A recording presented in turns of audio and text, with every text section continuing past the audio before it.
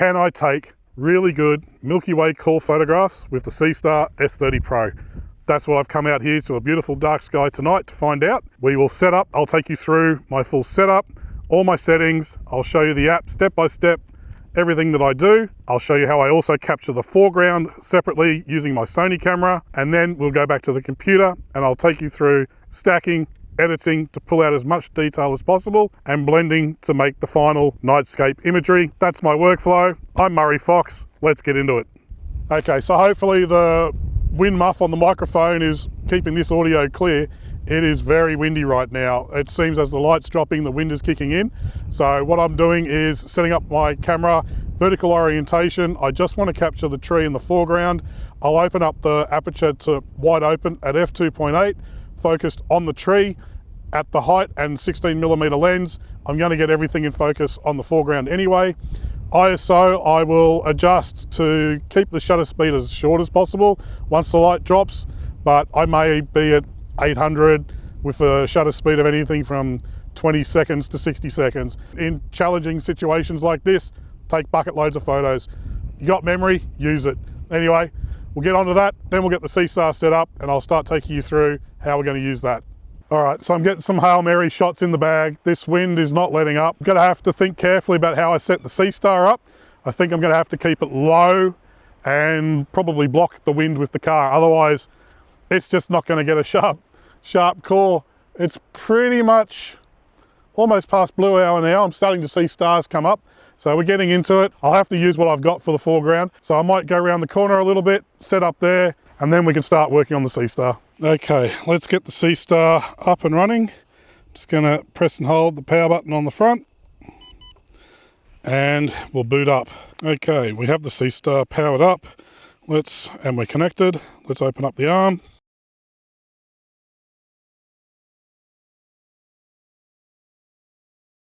All right, I have a lens cover on this. I'm just gonna take that off. So lens cover. We are set up so that the tripod is perfectly leveled. I use the bubble level on the tripod, get all that sorted. If we go into the setting, advanced features, now mount mode here, you can see we're in Alt-Az mode. That's the mode we want to be in tonight. We're going to do 30-second exposures, I think, on the Milky Way. Let's get framed up. Go back to here. If we go into Milky Way mode, now what I've learnt is we go to time lapse. This is for framing. Click on the Sky Atlas here and then go and frame up on the section of the Milky Way we want to record, which I think will be around there. I think I like that framing, and let's hit go to. The Seestar seems to know where it's pointing. I think it's going to have to update itself because that's not the right direction. It needs to be more to the right. But we'll just see what happens. So it realised it was uncentered.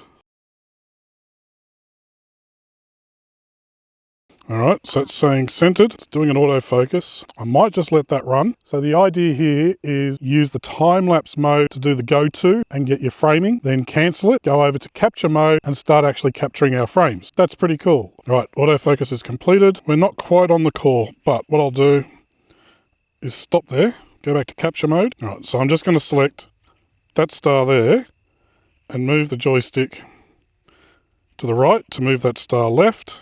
So our framing wasn't too far off. All right, so if I click the three dots here, my settings, I'm not going to freeze the ground. I'm not interested in the ground for this. Got it on 30-second frames and I'm saving every frame because I want to post-process it later on the computer, as well as see what it comes out of straight out of the machine. So that's important. Let's get one exposure for the sky just to see how our framing looks. All right, here comes the first frame. And that looks pretty good. I've got some pretty wicked sky glow there, but Antares is up there. That's nicely framed for what I want to shoot. So what I'm going to do now is basically let that run. It's 6:20 now, so it's really only just getting proper dark. And I'm going to let this run for probably at least an hour. Try and get some decent exposure time on this. Yeah, cool. I've set everything low, so my tripod's low just to give it stability. I've really firmly planted it into the ground, and it's over the hill just a little bit so that I'm trying to get away from this very annoying wind. I will not swear. Anyway, all right, let's let this rip.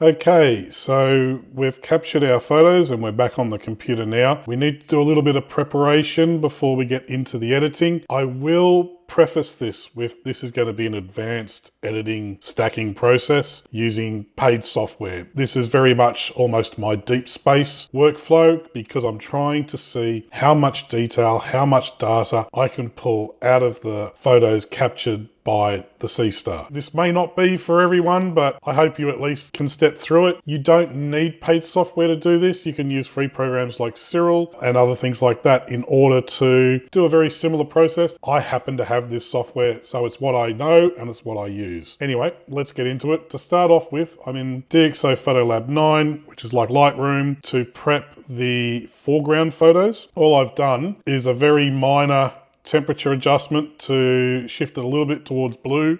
I've dropped some of the vibrancy, so some of the color out of it to desaturate a little bit. And I've put the prime, the deep prime, which is the denoising on it. I've then created a virtual copy of the same thing and gone, this may look nuts, but there is a, a method to my madness. I've lifted the highlights all the way up. I've dropped the shadows all the way down. And I've put a bit of an exposure boost into it, also dropped some of the color out. I'm going to use this exposure to create a mask to help to blend the sky with the foreground. We'll export both of these as full high-res TIFFs to a working folder, and we'll come back to them later on. Now it's time to stack and edit the photo, and for this I'm going to use Pixinsight. In Pixinsight, the stacking is pretty simple. We go to our scripts, batch processing, and weighted batch pre-processing. Now, I have done a couple of test runs with this, and one thing I've realized is because we were shooting in EQ mode, you can't take a huge amount of exposures. About 20 odd exposures at 30 seconds is about the limit. Beyond that, you just get too many stacking artifacts. I'll show you later on, even with 20 exposures, because of the rotation over time. You can avoid that by shooting in EQ mode, but in EQ mode, you can't line the Milky Way up at the correct angle. So it's a trade-off. 10 minutes worth of exposures. I mean, a 10-minute long exposure on the Milky Way is still heaps to get a good amount of data. Okay, so what we need to do is just add our light frames. So I'm going to hit plus lights here. All right, so we're going to add the light frames here. So I'm just going to select the first one, select the second one, open them up. So 21 frames. In the general settings here, I'm not going to change anything. I am going to take off auto crop. I like to crop myself. Output directory, I'm just going to go and create a new folder called processing and select that. It's just a working folder where all the files and the finished product will end up being. In calibration, going to click on the light frames here, turn off dark, turn off flat. They're already done in the Seestar, so we don't need to do that again. Then in post calibration, I'm going to, under drizzle configuration, enable drizzle, and 2 times. As the Seestar is capturing the images, it is moving around a little bit, and that allows us to do a drizzle, which upscale, and we can upscale by 2 times the size of the file. Great, we need a bigger file anyway. I'm shooting with a 61 megapixel foreground. So anything we can do like that to help. Diagnostics. Yep, everything's pretty much green. Hit OK, and then we're going to run. Now, I've already run this just to save time, but this will take about, depending on your computer, anything from 10 to 20 minutes with this amount of frames, and then we'll come back and we'll open up the finished result. We're going to open up the result. We're going to go into processed. We're going to go to master, and we're going to take the drizzle ×2. That's the file we want. That's the larger file. All right, 2 files have opened up. That's just the reject. Now you can see this shadow line here, that's actually showing me the stacking artifacts. So that's how much data we're going to lose just in 20 minutes worth of stacking. So it's something to very much take into account. We're going to stretch the file by doing a screen transfer function and just hit stretch, and I'll keep it unlinked. So we can see there was a bit of foreground, and then we've obviously got all these stacking artifacts. We will crop these out now by using dynamic crop, and I'm just going to crop in that side, crop the bottom section out. All right, so here we go. We've got our cropped image now. I'm not going to do anything as far as background elimination or stuff like that, because I want to try and keep these colors as they are. If I start doing dynamic background extractions and gradient removals and things like that, I'm going to take out the color and end with very neutral background. It's not what I want. I want color in the background.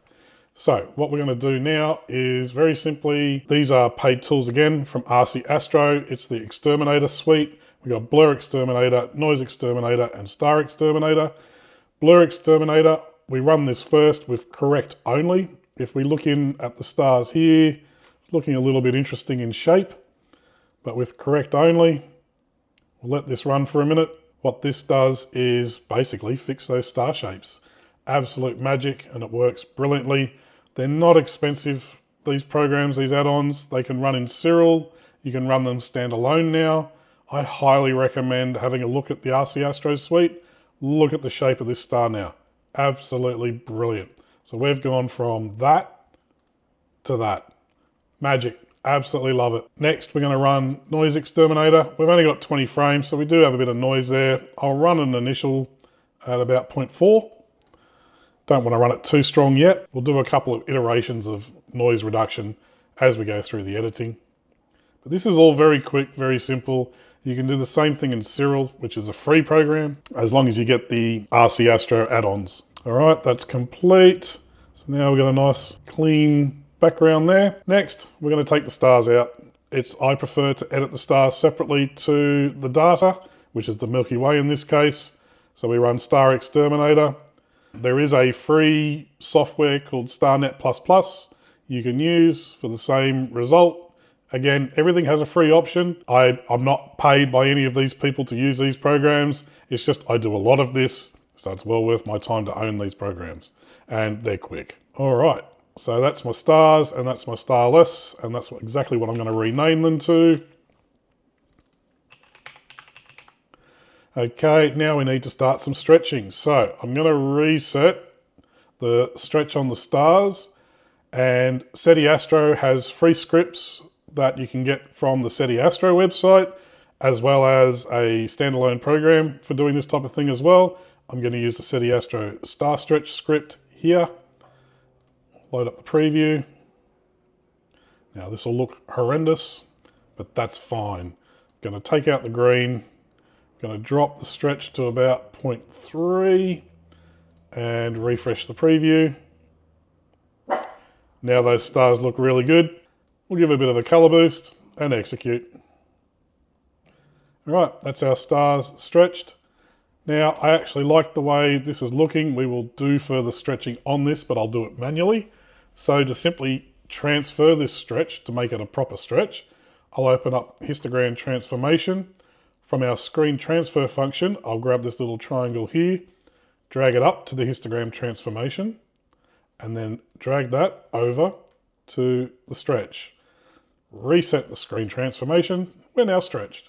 That's the simplest stretch you can do on data. Nothing here is difficult. We are just doing very simple processes here. Let's open up curves and open up preview. And we are now manually going to play with our data. First thing I like to do is just boost up the saturation just to see what we're working with. Looks like I've got some nice red nebulosity in there, and we've got the oranges. There's a bit of green. We can work on that. All right, reset this. I'm going to just pull down the darkest part of the image and lift the rest. I am just building in some contrast manually. So again, pull down the darkest. Lift that up. This is very iterative.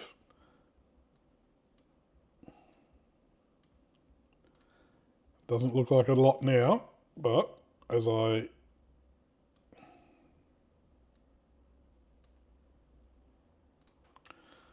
begin to stretch this, And then we are just going to do a full proper S curve. We'll pull some of that saturation in now. And I like that. Looks a bit weird, looks a bit funky. That's fine. We are just getting a base here to do further edits to. I'm going to open up SCNR, which I can use to take out some of this green. So I've got color to remove green, drop it down to about 0.7. Neutralizes some of that green in the image. Okay, next we want to add the stars back to the background. Let's check my noise. Yeah, we'll run another noise reduction. Again, probably about 0.5. Now's the time to clean it up before you've got all the stars in there. Then we'll add the stars back in, and then the next step we'll export out, and then we'll start assembling everything in Affinity, which is another free program. Time to add the stars back in. I was going to a script called Screen Stars. This is a free script available online. You can just Google it by Mike Cransfield and Bill Blanchard. Going to do star replacement here. I've got my two views already selected, and I'm just going to hit tick, and this will create a new file with the stars. There we go. This is our final image for the sky. Let's export this out. We're going to save as. I'm going to do it to my desktop as a 16-bit TIFF. Okay, next step, we're going to load up Affinity. This is a free program now. And we're going to open up 3 files. We've got the foreground, we've got the foreground that we're going to use as a mask, and we've got the photo we're going to use for the sky. So let's get them all open.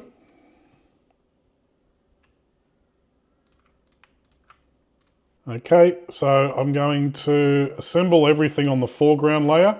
So we'll grab the mask layer, hit Control A or Command A for select all, Control C or Command C to copy, and then Control V or Command V to paste, and that'll paste it as a new layer. We'll do the same for the stars, Control A, Control C, and Control V. Now, the star layer is a different size to the rest of the image, so we're going to resize it by simply just dragging the handles down. And then I'm going to position about where I want it, and I'm keeping an eye on row Ophiuchi up here, and I want that in the frame, so that will be my sky. We're going to turn that layer off for now. Let's get a bit organized. I'm going to call this sky, mask, and ground. All right, now we're going to work on the mask layer. What I'm going to do is grab a levels adjustment, drag it onto the mask so it's affecting just that layer. We're going to push the black level up a bit. You can see I'm crunching these blacks down. Pull the white level down a bit. And again, I'm just trying to make this black and white. I'm going to grab my brush by hitting B, hit X to select white. Make sure I'm on the mask layer itself, and I'm going to paint in the rest of that sky section. Hit X to flip back to black. I'm going to paint in just the ground here. We now have a nice black and white photo we can use as a mask. If I now right click this layer, we can literally go rasterize to mask. That now makes it a mask. Dragged it onto the sky layer, turn the sky layer back on, boom. And that's how I do a sky replacement in Affinity. Very simple, works really well. The sky and the ground are still separate, so I can actually edit these separately, and that's what I will do. I'm going to select the sky to start with. I'm going to go into my plugins, use Nik Collection, color effects. I want to change the colors a little bit. I need more blue in this sky. Now it looks weird here because this is the original size it was loaded up to. Don't worry about that. Any changes we make here reflect properly when we go back into Affinity. Let's start with brilliance and warmth. Definitely want to cool it a little bit. That's quite nice. And then we want to boost some of that saturation. Let's get some of that beautiful color back in. Look, we're getting some beautiful red nebulosity from the Lagoon Nebula here. Wow, we've pulled some good data out of this Seestar. All right, now, I'm not liking the color on the bottom here, so I'm going to do the same thing again. I'm going to add another Brilliance Warmth layer. I'm going to really pull that to blue, and I'm only looking at this bottom side here. Let's have a look. All right, and then we're going to add a mask just with a control line and drag a gradient in like that. Let's before, after. So we've just added the blue into that sky now, and I'm liking that color overall. Next, we're going to give it some Pro Contrast just to give it a bit more pop. We'll slide the dynamic contrast up. And that gives us some beautiful punch. And just checking the color cast here. Yep, that's nice. So we started there. We've gotten to here. I'm going to apply that now. That's going to take us back into Affinity and add those changes to the sky. Beautiful. And we can do the same thing for the ground. But I think what I want to do for the ground more than anything is really just a simple vibrance adjustment layer, drag it onto the ground layer, hit the little arrow here. We can see it's only affecting this layer. And I want to pull that saturation down a touch. And that's it. From here, you can hit Control, Alt, Shift, and E. All right, that creates a final pixel layer. We can delete all the layers below it. And that's our final image, which we can save. So looking at this in detail now, the Seestar, it does a pretty good job. There's definitely some limitations. I've still got to tweak my processing process for it. You're limited by the time. If you were in EQ mode, you could probably stack an entire night, and that might be the way to go. Use EQ mode and do a bit of a mosaic. Take multiple sections of the Milky Way to create a panorama. That way you can get more light, more data, more detail. That'll be the next thing that I try with the Seestar. But as a first attempt, I mean, that's amazing. That's awesome. And because it doesn't have the same filters as a normal camera, it is an astro-modified result. I'm getting the hydrogen alpha through in some of those sky sections. Overall, I'm super impressed. If you're interested in any of the DxO software that you've seen used in this video, I have a 15% off discount if you use the code MurrayFox in the DxO store, link in the description below. And thank you to everyone that has subscribed recently. You guys have been amazing. I've been reading all your comments and answering wherever I can. Keep them coming, and be sure to subscribe for more of my videos, including Seestar, general photography, and my editing. And until next time, why not watch another one of these videos here?